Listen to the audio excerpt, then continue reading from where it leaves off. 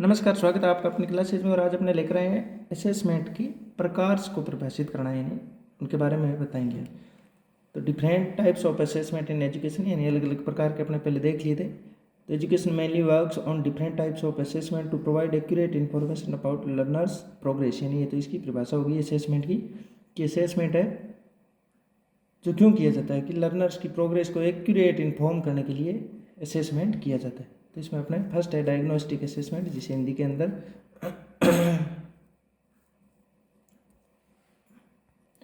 निदानात्मक भी बोलते हैं।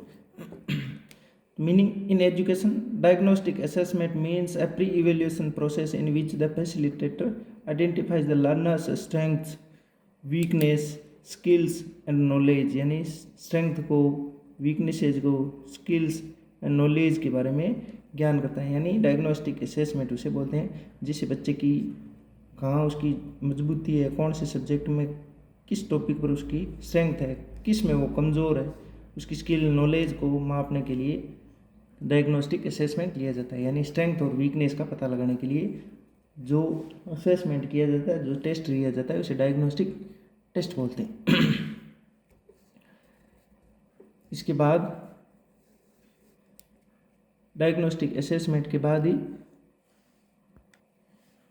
बच्चे का उपचार किया जाता है, यानी रेमेडियल टीचिंग इसी के बाद, डायग्नोस के बाद ही की जाती है। यानी डायग्नोस के द्वारा बच्चे की स्ट्रेंथ, वीकनेस, यानी कमजोरी कहाँ है, कहाँ उसकी योग्यता क्षमता ज़्यादा है, उसका ज्ञान होने के बाद, नॉलेज होने के बाद ही, अगर जहाँ कमजोरी है तो वहाँ उस सब्जेक्ट के अंदर, उस यूनिट स्पेशल के अंदर बच्चे को रेमेडियल दिया जाता है, यानी उपचारात्मक शिक्षण दिया जाता है। तो डायग्नोस्टिक असेसमेंट उसके लिए भी जरूरी है, यानी उस बच्चे की strength, weakness, skill and knowledge के बारे में ज्ञान प्राप्त करने के लिए फैसिलिटेटर है वो इस असेसमेंट का यूज करता है। इसका एग्जाम्पल है जैसे a pre test before starting a chapter in mathematics to see what student already know about fractions, यानी फ्रैक्शन के बारे में बच्चा क्या जानता है, फ्रैक्शन क्या चैप्टर पढ़ाने से पहले प्री टेस्ट जो लेता है, किसके बारे में क्या जानता है, क्या नहीं जानता है, उनको पहले बताकर बाद में उस टॉपिक पर आगे बढ़ता है। तो इस प्रकार ये डायग्नोस करता है, बच्चे का निदान करता है। Benefits, early identification of learning gaps, यानी लर्निंग गैप्स है, time saving, help facilitator to plan as per learners need, यानी लर्नर्स की नीड क्या है उसके अकॉर्डिंग फैसिलिटेटर प्लान करके उनकी लर्निंग गैप्स होती है उनको भरता है, और टाइम भी सेव करने में फैसिलिटेटर की हेल्प करता है। इस प्रकार ये डायग्नोस्टिक असेसमेंट हो गया जो strength, weakness, skill and knowledge के बारे में फैसिलिटेटर को, यानी टीचर को ज्ञान करवाता है बच्चे की, कौन सी कमज़ोरी कहाँ है, कौन सी उसकी क्षमता ज़्यादा है, तो उन पर डायग्नोस करके उसके आधार पर बच्चे का रेमेडियल किया जाता है। आगे सेकंड नंबर है फॉर्मेटिव असेसमेंट। फॉर्मेटिव को जिसे हिंदी में रचनात्मक भी बोलते हैं। तो रचनात्मक यानी रचना करते वक्त जो अपने कोई लेसन पढ़ा रहे हैं उसके साथ साथ जो फीडबैक वगैरह ली जाती है उसे ही फॉर्मेटिव असेसमेंट बोलते हैं। खुद के द्वारा फॉर्म किया जाता है, टीचर के द्वारा। Meaning, it is a continuous process, यानी ये लगातार चलने वाली सतत CCE के अकॉर्डिंग फॉर्मेटिव असेसमेंट आता है, where individuals monitor students throughout the learning and provide feedback to improve, यानी बच्चे को लर्निंग के दौरान जो फीडबैक या जो टीचिंग असेसमेंट करवाई जाती है उसे फॉर्मेटिव असेसमेंट बोलते हैं। यानी जैसे आज एक लेसन पढ़ा दिया और उसी का टेस्ट ले लिया, उसे फॉर्मेटिव असेसमेंट बोलते हैं। Also explore various formative assessment tools in learning, इसके अलावा टेस्ट के अलावा अलग अलग तरह की टूल्स भी यूज कर सकते हैं। जैसे क्लास के अंदर पढ़ाते हुए कोई लेसन है उसको अपने, जैसे एक पैराग्राफ पढ़ा दिया, बच्चों को वो गेन कितना हुआ उसके बारे में खड़े करके बच्चों से क्यूज करवा ली, पूछ लिया। क्लासरूम पोल्स, यानी पोल करवा लिए। Short return reflections given during a lesson के दौरान ही बच्चे को खड़ा करके पूछ लिया, बच्चों सबसे हाथ खड़े करवा के पूछ लिए। यही क्या है, फॉर्मेटिव असेसमेंट है। और इसी को पूरे पार्ट कंप्लीट होने के बाद शॉर्ट रिटर्न जो घर पे देते हैं बच्चे को, उसे शॉर्ट रिटर्न टेस्ट भी ले लिया जाता है अगले दिन, उसे फॉर्मेटिव असेसमेंट, यानी पढ़ाई के दौरान ड्यूरिंग ए लेसन के दौरान जो असेसमेंट होता है, मूल्यांकन होता है, जो टेस्ट होता है, उसे फॉर्मेटिव असेसमेंट बोलते हैं। इसके बेनिफिट क्या है, गेट इमीडिएट फीडबैक, यानी हाथों हाथ बच्चे की प्रतिक्रिया का पता चलता जाता है कि बच्चे ने कहाँ तक क्या सीखा और कौन सी कहाँ कमजोरी रहेगी। अगर कमजोरी रहती है तो दोबारा से समझा देता है हाथों हाथ। एक्टिव पार्टिसिपेशन ऑफ लर्नर्स, इससे बच्चे एक्टिव भी रहते हैं, क्योंकि उनको पता होता है कि अगर बीच में अगर पैसिव हो गया तो वो कहीं भी खड़ा करके पूछ सकते हैं टीचर। तो इस प्रकार वो लेसन में ध्यान बनाए रखता है, एक्टिव रहता है। तो आपसे पूछ लिया जाता है कि कौन से असेसमेंट के दौरान बच्चे सबसे ज़्यादा एक्टिव रहते हैं। तो एक्टिव पार्टिसिपेशन ऑफ लर्नर्स होता है वो फॉर्मेटिव असेसमेंट के दौरान, यानी लेसन के दौरान, ड्यूरिंग ए लेसन के जो असेसमेंट चलता है उसमें सबसे ज़्यादा बच्चे एक्टिव रहते हैं और इसी के अंदर फीडबैक दी जाती है।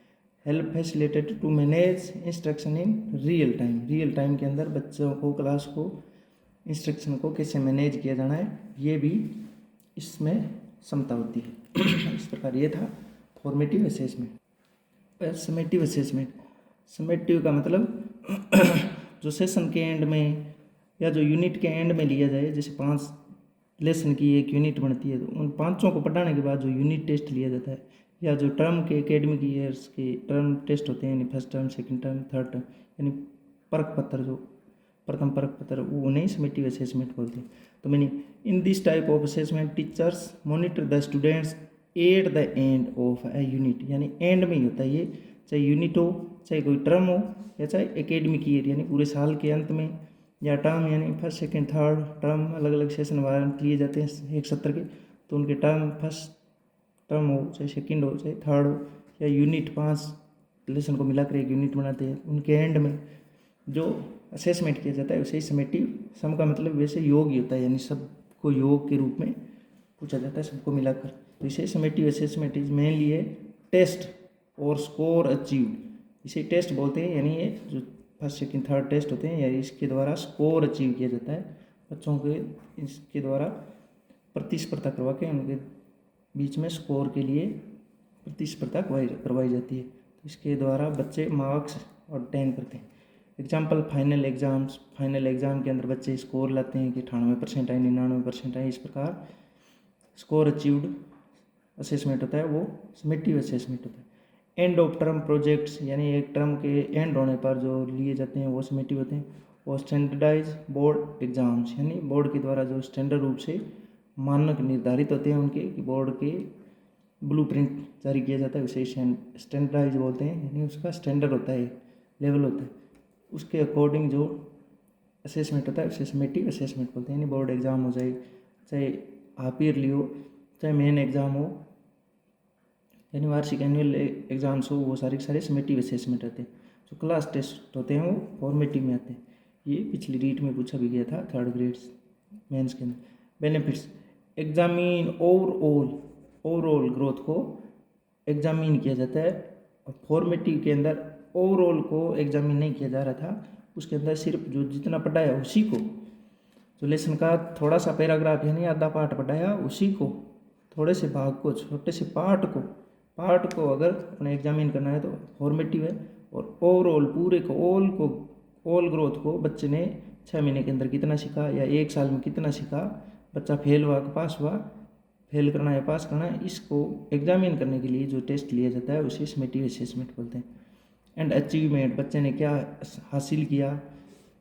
Effective for comparison in different students, बच्चे को इसके द्वारा तुलना भी की जा सकती है समेटिव असेसमेंट के द्वारा, कि बच्चे ने एक ने 98% ले लिए, एक ने 80% ले लिए, इसका मतलब है 80 वाला कमज़ोर, 98 वाला, इस प्रकार उसमें कंपैरिजन भी कर सकते हैं। Provide accountability for both facilitator and learners, इसके द्वारा फैसिलिटेटर यानी टीचर और विद्यार्थी के बीच जिम्मेदारी भी तय होती है। वही टीचर ने अच्छा नहीं पढ़ाया, इस कारण उसका रिजल्ट अब अच्छा नहीं आया, और इसे लर्नर्स की भी रिस्पॉन्सिबिलिटी अकाउंटेबिलिटी तय होती है कि उसने अच्छा नहीं पढ़ा, वो पढ़ाई में कमज़ोर है। इस प्रकार अकाउंटेबिलिटी सिर्फ और सिर्फ समेटिव के द्वारा ही तय की जाती है। कंपैरिजन भी समेटिव में होता है, ना कि फॉर्मेटिव में। Explore the importance of examinations, examination का महत्व भी इसके अंदर बताया जा सकता है, कि सिद्ध कर दिया जाता है कि समेटिव असेसमेंट का कितना महत्व है, कितनी महत्वपूर्ण है।